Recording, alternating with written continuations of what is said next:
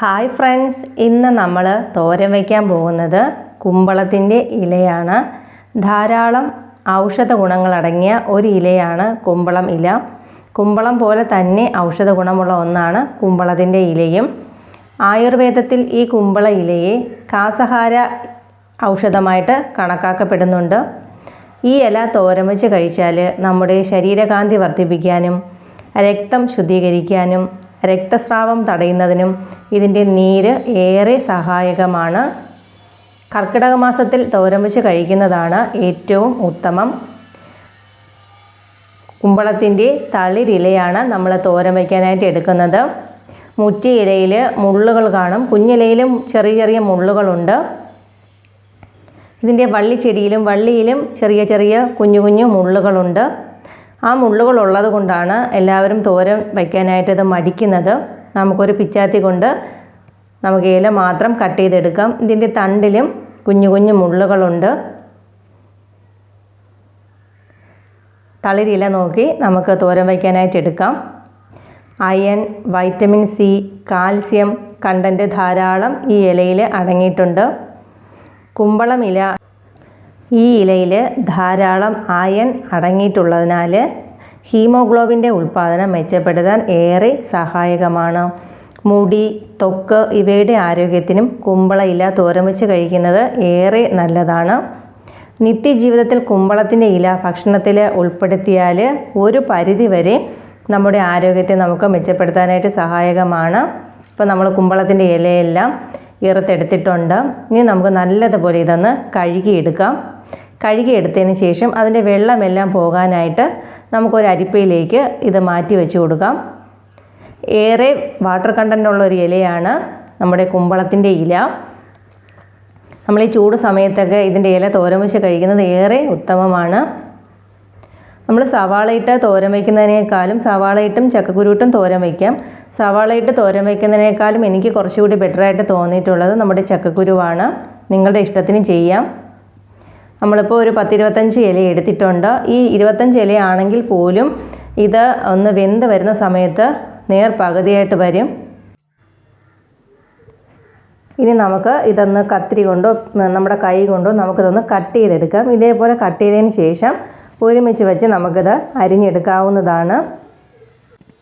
നമ്മുടെ സൗകര്യത്തിനനുസരിച്ച് നമുക്ക് ഇല എങ്ങനെ വേണോ വെച്ചതിന് ശേഷം കട്ടിംഗ് ബോർഡിൽ ഇതേപോലെ ഒന്ന് കട്ട് ചെയ്തെടുക്കാം. കട്ട് ചെയ്ത് നമ്മൾ മാക്സിമം ചെറുതായിട്ട് കട്ട് ചെയ്തെടുക്കുക, അത്ര മാത്രമേ ഉള്ളൂ. അപ്പോൾ നമുക്ക് ബാക്കിയിരിക്കുന്ന ഇല ഫുള്ളും ഇതേപോലെ ഒന്ന് കട്ട് ചെയ്തെടുക്കാം. ഇതേപോലെ നൂഡിൽസ് പോലെ നമ്മൾ ചീര അരിയുന്നത് പോലെ കട്ട് ചെയ്തതിന് ശേഷം ഒന്നുകൂടി പിടിച്ച് ക്രോസ് ആയിട്ട് അതങ്ങ് കട്ട് ചെയ്താൽ മതി. അപ്പോൾ കുഞ്ഞു കുഞ്ഞായിട്ട് തന്നെ നമുക്ക് കിട്ടും. ബാക്കിയിരിക്കുന്ന ഇലയും നമുക്ക് ഇതേപോലെ കട്ട് ചെയ്തെടുക്കാം. ഈ സമയത്ത് നമ്മൾ ചക്കക്കുരു വെച്ചാണ് ഞാൻ പറഞ്ഞു തയ്യാറാക്കുന്നത്. നിങ്ങൾക്ക് സവാളയാണ് ഇഷ്ടമെങ്കിൽ സവാള ചേർക്കാം. സവാള ചേർത്താൽ കുറച്ചുകൂടി കുഴഞ്ഞ പരുവത്തിൽ കിട്ടും, അത്ര മാത്രമേ ഉള്ളൂ. ഞാനിപ്പോൾ ചക്കക്കുരുവും എടുത്ത് അരിഞ്ഞ് വെച്ചിട്ടുണ്ട്. നമുക്ക് ബാക്കിയിരിക്കുന്ന ചീര ചെറുതായിട്ട് അരിഞ്ഞെടുത്തിട്ട് വരാം. ചീര നമ്മൾ ഫുള്ളും കട്ട് ചെയ്ത് എടുത്തിട്ടുണ്ട്. ഇനി നമുക്ക് തോരൻ വയ്ക്കാനായിട്ട് തുടങ്ങാം. ഒരു പാൻ അടുപ്പിലേക്ക് വെച്ചതിന് ശേഷം 2 ടേബിൾ സ്പൂൺ വെളിച്ചെണ്ണ ഒഴിച്ച് കൊടുക്കാം. വെളിച്ചെണ്ണ ചൂടായി വന്ന സമയത്ത് നമ്മൾ 1/4 ടീസ്പൂൺ കടുക് ചേർത്ത് കൊടുത്തിട്ടുണ്ട്. ചക്കക്കുരു നമ്മൾ ചെറുതായിട്ട് ഒരു ചക്കക്കുരുവെ 4ആയിട്ട് കട്ട് ചെയ്ത് വച്ചിട്ടുണ്ട്. ഇനി നമുക്ക് വറ്റൽമുളക് ഇട്ട് ചക്കക്കുരു ചേർത്ത് കൊടുക്കാം. എണ്ണയിൽ നമുക്ക് ചക്കക്കുരു നല്ലതുപോലെ ഒന്ന് ഇളക്കിയതിന് ശേഷം തോരത്തിന് ആവശ്യമായ ഉപ്പ് ചേർത്ത് കൊടുക്കാം. നമ്മൾ ഇലയിൽ ഉപ്പ് ചേർക്കുന്നില്ല. ഇലത്തോരൻ വയ്ക്കുമ്പോൾ നമ്മൾ ഉപ്പ് ഏതിലാണോ നമ്മൾ സവാള ചേർത്താണ് തോരൻ തയ്യാറാക്കുന്നതെങ്കിൽ സവാളയിലാണ് ചേർത്ത് കൊടുക്കുന്നത്. നിങ്ങളുടെ ഇഷ്ടത്തിന് ചെയ്യാം. ഞാനിപ്പോൾ ചക്കക്കുരുവിലാണ് തോരത്തിന് വേണ്ട ഉപ്പ് ചേർത്ത് കൊടുക്കുന്നത്. ഉപ്പും ചേർത്ത് നല്ലതുപോലെ ഇളക്കിയതിന് ശേഷം 1 ടേബിൾ സ്പൂൺ വെള്ളവും ഒഴിച്ച് നമുക്ക് 1-2 മിനിറ്റ് ഇത് ചക്കക്കുരു വേകാനായിട്ട് അടച്ചു വെച്ച് കൊടുക്കേണ്ടതായിട്ടുണ്ട്. നല്ലതുപോലെ ചക്കക്കുരു വാടി വന്നതിന് ശേഷം 1 ടേബിൾ സ്പൂൺ വെള്ളം ഒഴിച്ച് കൊടുക്കാം.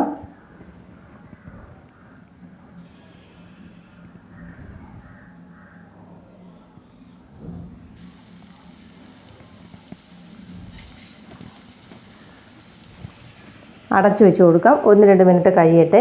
ഈ സമയത്ത് നമുക്ക് തോരത്തിന് വേണ്ട അരപ്പ് തയ്യാറാക്കാം.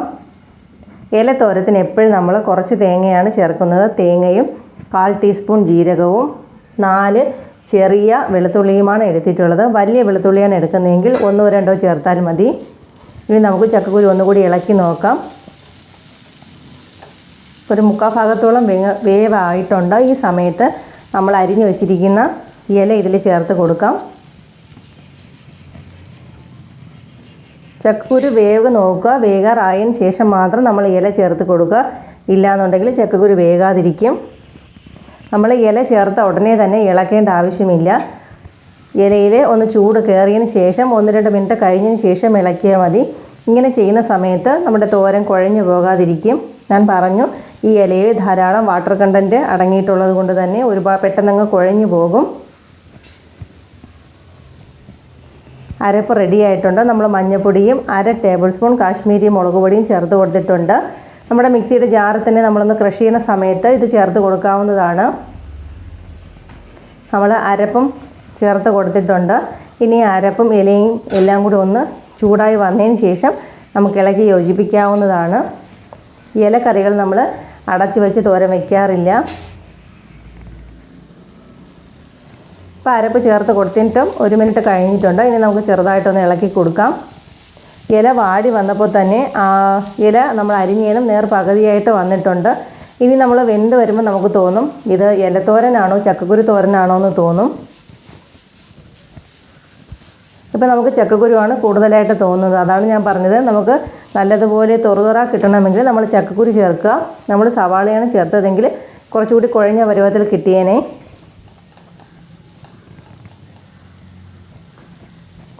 ഇനി 1-2 മിനിറ്റ് കൂടി ഇങ്ങനെ ഇരിക്കട്ടെ. നമുക്ക് ഇടയ്ക്ക് 1-2 പ്രാവശ്യം ഇളക്കി കൊടുക്കാം.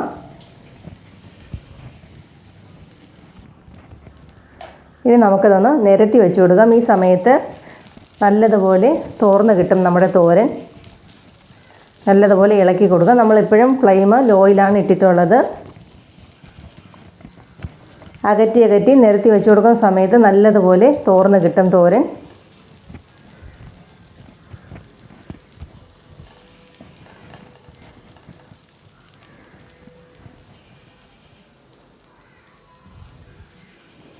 ഇപ്പോൾ 1 മിനിറ്റ് കഴിഞ്ഞിട്ടുണ്ട്. ഇനി നമുക്ക് ഫ്ലെയിം അങ്ങ് ഓഫാക്കി കൊടുക്കാം. സൂപ്പർ ടേസ്റ്റി ആയിട്ടുള്ള നമ്മുടെ തോരൻ ഇവിടെ റെഡി ആയിട്ടുണ്ട്. എല്ലാവരും ഒരു പ്രാവശ്യം ഇതേപോലെ തോരൻ തയ്യാറാക്കി നോക്കുക. തയ്യാറാക്കി നോക്കിയതിന് ശേഷം ഇഷ്ടമായ ലൈക്ക് ചെയ്യാനും കമൻറ്റ് ചെയ്യാനും നിങ്ങളുടെ കമൻറ്റ്സ് അറിയിക്കാനും മറക്കരുത്. ഇനി നമുക്ക് തോരൻ സെർവിങ് ഡിഷിലേക്ക് മാറ്റാം.